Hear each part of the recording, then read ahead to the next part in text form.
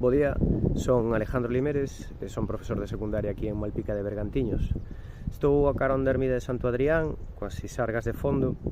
para contarvos un pouco o que é o galego para min. No meu caso, entre moitas outras cousas, foi unha porta de entrada á lingua portuguesa e a lusofonía toda.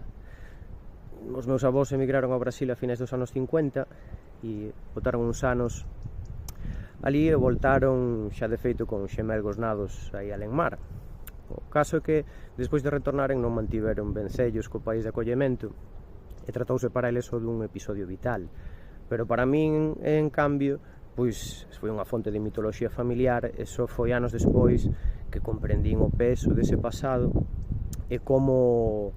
a lingua pois tiña aberto, foi unha chave para un mundo de novas oportunidades para eles.